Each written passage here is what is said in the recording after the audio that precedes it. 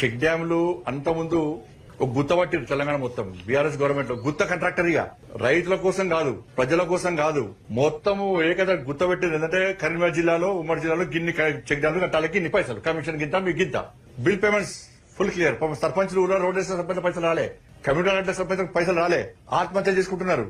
కానీ ఎవరైనా తెలంగాణ రాష్ట్రంలో గత ప్రభుత్వం గానీ ఈ ప్రభుత్వం వచ్చినాక బడా కాంట్రాక్టర్లు ఎవ్వాలన్నా మీకైనా ఫోన్ చేసి మాకు బిల్ రాలే అని చెప్పిరా. ఇప్పుడు అదే నడుస్తుంది. ఇప్పుడు ఏంటంటే సరే చెక్ డ్యామ్ ఇష్యూ వేరు ఏ నడుస్తుంది తెలంగాణ రాష్ట్రంలో అంటే బీఆర్ఎస్ లో కావాల్సింది పోస్టింగ్స్, కాంగ్రెస్ లో కావాల్సింది పైసలు. బీఆర్ఎస్ లో కావాల్సింది పోస్టింగ్స్, కాంగ్రెస్ లో కావాల్సింది పైసలు. కాబట్టి గవే కావాలి అధికారులు ఉంటుంది. ఇప్పుడు పైసలు ఇస్తున్నారు, కాంగ్రెస్ పార్టీ నాయకులు కలిసి పైసలు ఇస్తున్నారు.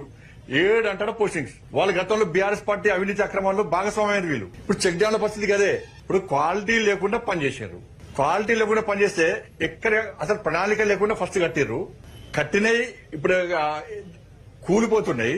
కూలిపోయిన వాడికి బిల్స్ కూడా ఇచ్చేసారు. ఇప్పుడు ఎవరికి యాక్షన్ తీసుకుంటారు? చర్య ఎవరు తీసుకోవాలి?